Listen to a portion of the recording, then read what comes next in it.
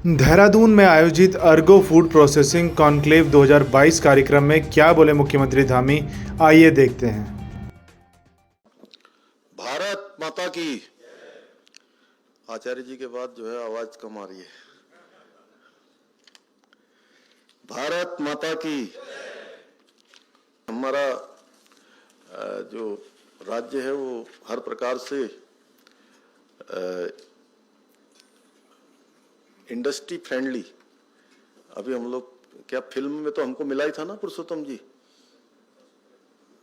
पहला फिल्म वाले में फिल्म जो हाँ उसमें तो हमको पहला अवार्ड मिला है।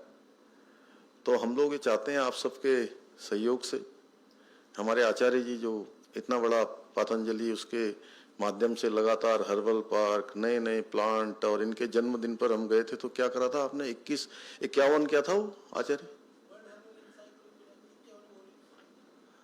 51 इन्होंने जो है बड़ी बड़ी अलग अलग पुस्तकें वहां पर हम लोगों से विमोचित करवाई।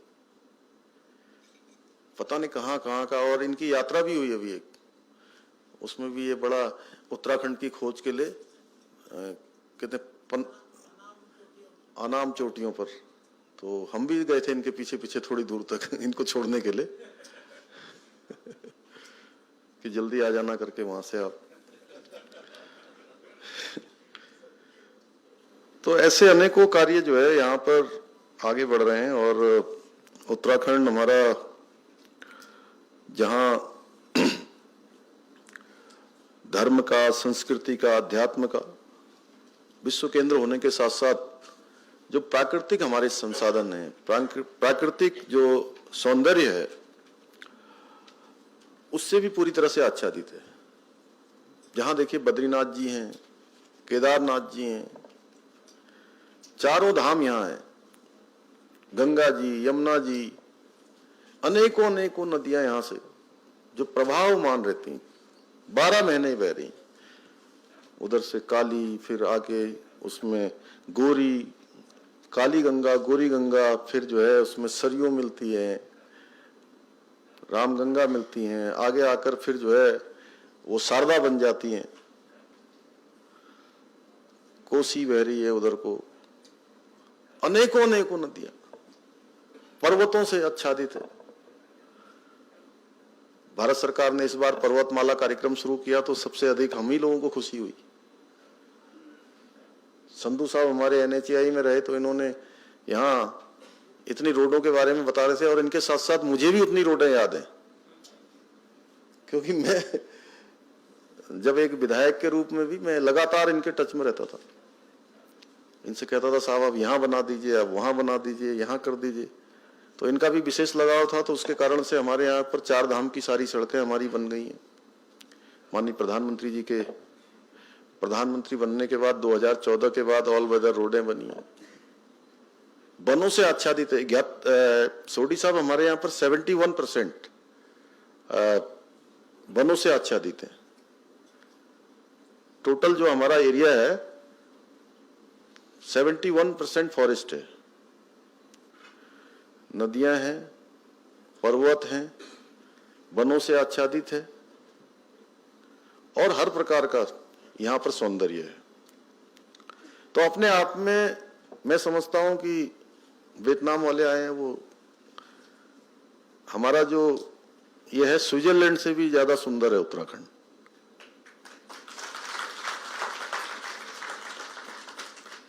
तो उसको सुसज्जित करने के लिए हमारे यहाँ पर हॉर्टिकल्चर में और फूड प्रोसेसिंग में, फूड उत्पादन में, चाहे वो एप्पल हो, चाहे कीवी हो, या हमारे अन्य जो परंपरागत रूप से जिनके बारे में गणेश जोशी जी ने बहुत विस्तार से यहाँ पर बात करी, उन सब में बहुत अपार संभावनाएं हैं। और सबसे बड़ी बात है कि दिल्ली से बहुत नजदीक है, देश की राजधानी से। अभी जो एलिवेटेड रोड बन रही है, तो एलिवेटेड रोड बनने के बाद आप लोग जो लोग सब लोग यहाँ जॉली ग्रांट आए होंगे, ज्यादातर लोग जॉली ग्रांट आए होंगे, और जो रोजमर्रा के आने जाने वाले हो गए होंगे वो तो अब हवाई यात्रा कम ही पकड़ रहे हैं, और आने वाले समय में तो बिल्कुल ही मतलब बंद ही हो जाएगी। मतलब सेवा तो चलती रहेगी, लेकिन लोगों का आना जाना कम होगा। जो बंबई से आ रहे होंगे या हैदराबाद से आ रहे होंगे, बेंगलोर से आ रहे होंगे या देश के किसी अन्य कोने से आ रहे होंगे तो वो आएंगे। लेकिन दिल्ली से देहरादून आने के लिए, दिल्ली से हरिद्वार आने के लिए, दिल्ली से ऋषिकेश आने के लिए, मसूरी जाने के लिए वो हवाई जहाज नहीं पकड़ेंगे, क्योंकि हवाई जहाज से आएंगे तो कम से कम उनको सब मिलाएंगे तो 4 घंटे 5 घंटे लग जाएंगे। इतना लग जाएगा संधू साहब? मीनाक्षी आप तो जाते रहते हैं, तो 4 घंटे 5 घंटे लग जाते हैं, क्योंकि 2 घंटे पहले हमको जाना पड़ता है घर से। 1 घंटा फ्लाइट का मान लीजिए सब मिलाकर, 1 घंटा आने और जाने में, बाहर निकलने में, और 1 घंटा कम से कम जो आपका गंतव्य स्थान होगा वहां जाने के लिए लगेगा। और बाई रोड जब आएंगे तो आपकी गाड़ी होगी, आपका ही ड्राइवर होगा, आपका सामान भी उसमें ऊपर नीचे नहीं होगा, तो आप सीधे रोड से आएंगे, सब जगह आसानी से पहुंच जाएंगे। और यहां से हमारे, जहां पहले हरिद्वार हम लोग जाते थे यहां से, तो हरिद्वार जाना बड़ा कठिन था, जाम लग जाता था साहब। यहाँ 1-1 घंटे का जाम, और 45 मिनट की अब दूरी, 45 मिनट में हरिद्वार से देहरादून पहुंच जाते हैं। पहले 2 घंटे 3 घंटे लगते थे। उससे आगे आप, ये सिंगल साहब बैठे हैं इनके यहाँ, जसपुर जाने के लिए अब कई घंटे लगते थे, अब तो मैं समझता हूं कि ये 3 घंटे में या 2.5 घंटे में यहीं पहुंच जाते होंगे, मैं देखा। और अभी दिल्ली से जब आप वहां हल्द्वानी जाएंगे या रामनगर जाएंगे या रुद्रपुर जाएंगे, तो जहां रुद्रपुर का बाईपास बन रहा है, जो संधू साहब ने बताया, रुद्रपुर वाला बाईपास है, रामपुर का बाईपास है, मुरादाबाद का बाईपास, तो ये सब जब पूरे के पूरे जब बन जाएंगे तो कनेक्टिविटी बड़ी आसान हो जाएगी। और हम कोशिश कर रहे हैं कि जो हमारा पंतनगर का हवाई अड्डा है, पंतनगर का हवाई अड्डा भी, वह भी अंतर्राष्ट्रीय स्तर का बने आने वाले समय में। क्योंकि पिछले दिनों कुछ उसकी जमीन को लेकर थोड़ा ठीक से उस पर काम जितना होना चाहिए था उतनी तेजी से नहीं हो पाया, तो लेकिन अब हम लोगों ने तय किया है, मैंने बीच में हमारे नागरिक उड्डयन मंत्री जी से भेंट करी है और वह भी सहमत है, और हम लोग, एक सर्वे भी उसका हो गया है, जल्दी ही उस पर काम हो जाएगा। तो उधर का जो बड़ा हमारा इंडस्ट्रियल एरिया है, या सिटकुल पंतनगर, सितारगंज, महुआ खेड़ागंज, महुआ डाबरा, बाजपुर, आसपास के क्षेत्रों में, वहां जाने के लिए भी, और पिथौरागढ़ का हवाई अड्डा चलाने के लिए भी हम लोग प्रयासरत रहे। तो बहुत सारे कामों पर, चूंकि अभी यहाँ पर जहाँ चर्चा हो रही है, तो ऐसे अनेक कामों को हम लोग आगे बढ़ा रहे हैं। कुमाऊं से गढ़वाल की कनेक्टिविटी वो बहुत अच्छी हो। एक रोड हमारी यहाँ पर ग्वालदम से, आप लोग जब उधर कर्णप्रयाग जाएंगे तो उससे आगे ग्वालदम है, ग्वालदम से सिमली और गरुड़ बागेश्वर होते हुए वो जलजीबी तक जाती है, यानी कि कैलाश मानसरोवर यात्रा भी जो है हमारी उसी रोड से आगे आने वाले समय में होगी। और इस बार टूरिज्म के क्षेत्र में जो हमारा एक रिकॉर्ड बना, पूरा रिकॉर्ड, 50 लाख के लगभग जो है 4 धाम की यात्रा में श्रद्धालु और यात्री यहाँ आए, अपने आप में आज तक का सबसे बड़ा रिकॉर्ड है। और प्रधानमंत्री जी ने भी अपने संबोधन में वहां कहा था कि 21वीं सदी का तीसरा दशक उत्तराखंड का दशक होगा, और उनके मुंह से शब्द निकले, वो कैसे शिव रूपी शब्द थे कि उनके मुंह से निकले। और इस बार की हमारी यात्रा भी अच्छी हो गई, हमारा जीएसटी भी 40% के लगभग बढ़ गया। और एक एक करके, जैसे आप लोगों से आज ये विशेष क्षेत्र के लिए विशेष जो काम करने वाले हैं, फूड के क्षेत्र में, प्रोसेसिंग के क्षेत्र में, इस इंडस्ट्री के क्षेत्र में, डेयरी के क्षेत्र में, उन आप सब लोगों से हम बात कर रहे हैं यहाँ पर, सिंघानिया जी, और जो है वैसे हम सभी से बात कर रहे हैं। तो मैं तो कहूं कि प्रधानमंत्री जी ने वहां से बोला, और बोलते ही अभी 1 साल ही हुआ है, 1 साल में हम लोगों को लग रहा है कि हम तेजी से आगे बढ़ रहे हैं, तेजी से हम खड़े हो रहे हैं। अच्छा, जो एक वायुमंडल होता है, एक अच्छा वायुमंडल बन रहा है, अच्छा वातावरण तैयार हो रहा है। और पहले चूंकि 2 साल सभी जगह महामारी के कारण विलंब रहा, महामारी के कारण से दिक्कत रही, लेकिन उसके बावजूद भी हमारी जो ग्रोथ रेट है वो बढ़ी है, हमारी बेरोजगारी की जो दर है वह कम हुई है, और हम उस क्षेत्र में काम कर ही रहे हैं। लेकिन आप सब लोगों से, चूंकि आप लोगों का पूरे देश में अनेकों स्थानों पर अपना काम भी है, मैं आप सबसे यही कहना चाहता हूं कि परस्पर विश्वास के आधार पर हमारे जो कमिटमेंट्स हैं, जो हमारी सीख है, हमारा राज्य अभी 22 साल का हुआ है, हम आगे बढ़ना चाहते हैं, बहुत चीजें करना चाहते हैं, सीखना चाहते हैं, और जो देश के प्रमुख राज्य हैं, देश के अग्रणी राज्य हैं, उन राज्यों में हमारी भी गिनती हो, और उसके लिए हम सारी चीजें करना चाहते हैं। अभी मैं देश के विभिन्न स्थानों पर जहां भी जाता हूं तो आबादी के हिसाब से भले ही हमारा राज्य 1,25,00,000 की आबादी का है, लेकिन पूरे देश में उत्तराखंड का जहां नाम आता है तो सब लोगों की एक आस्था, श्रद्धा, इस प्रकार का एक भाव उत्तराखंड राज्य के लिए निर्मित होता है। जो यहां पैदा हुआ है उस तो बहुत ही अच्छा है, उसके ऊपर तो भगवान की कृपा है ही है, और जिसको यहां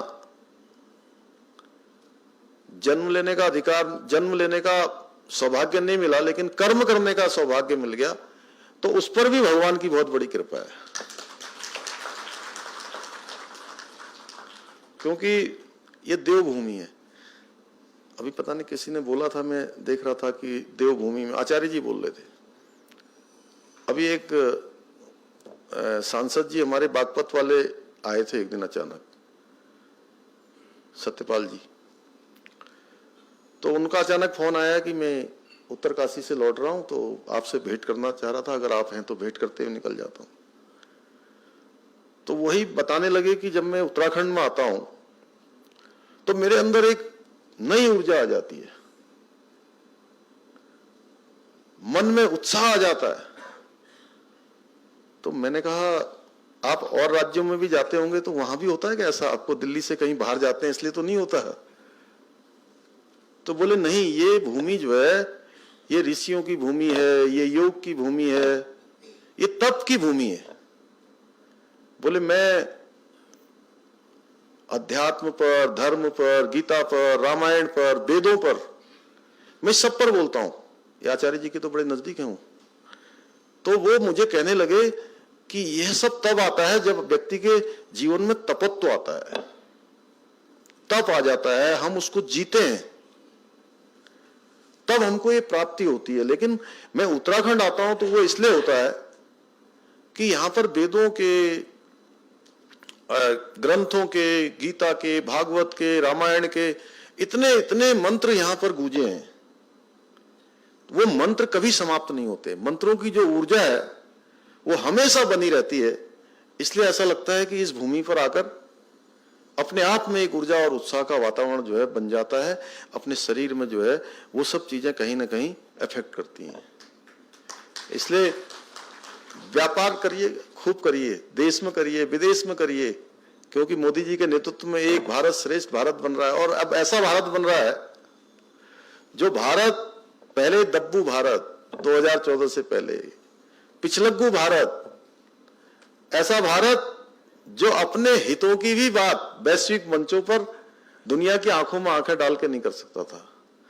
लेकिन आज प्रधानमंत्री मोदी जी के नेतृत्व में हर एक भारतवासी के मन में एक भाव जो पैदा हुआ है, एक भाव जो जगाने का काम हुआ है कि अब दुनिया का कोई भी क्षेत्र हो, किसी भी क्षेत्र में भारत दुनिया का नेतृत्व कर सकता है, भारतवासी दुनिया का नेतृत्व कर सकता है। इसके एक नहीं अनोखे अनोखे उदाहरण है। अभी अभी हमको बड़ा सौभाग्य मिला है कि G20 की हम लोगों को अध्यक्षता मिली है। पूरी दुनिया भारत को देखेगी, और जो local for global, vocal for local, जो प्रधानमंत्री जी के ये मंत्र हैं, ये शब्द हैं, ये पूरी दुनिया के अंदर जाएंगे। और उत्तराखंड में भी हमको 2 कार्यक्रम मिले, उत्तराखंड में भी हमको 2 मीटिंगें यहाँ पर मिल रही हैं। तो ऐसे अनेकों क्षेत्रों में हम आगे बढ़ रहे हैं।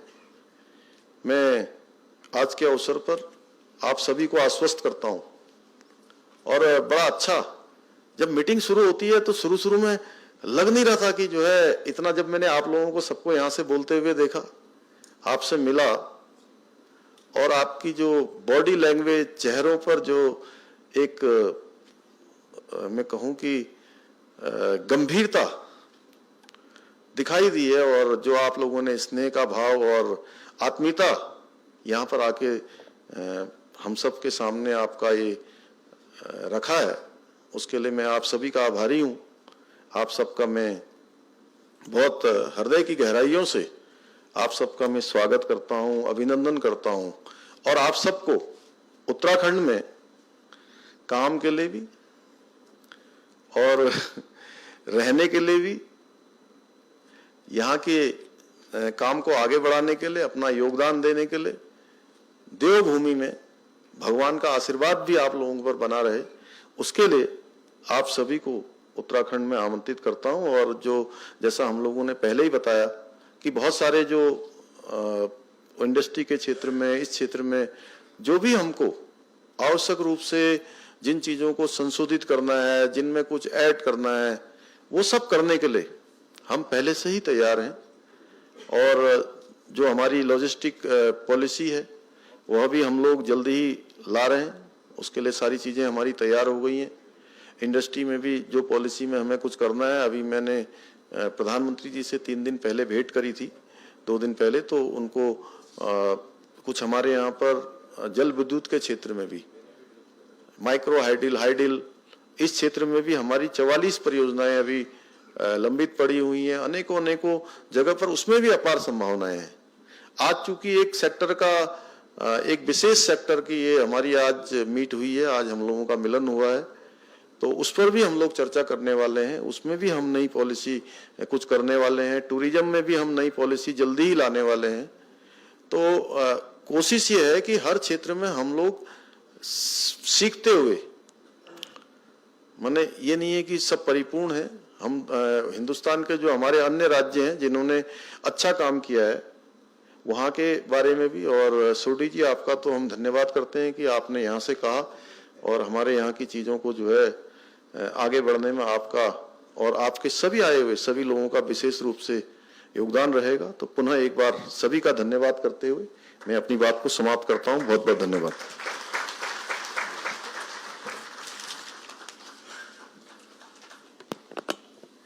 अपने आश्रय वचनों के लिए बहुत बहुत धन्यवाद माननीय मुख्यमंत्री महोदय।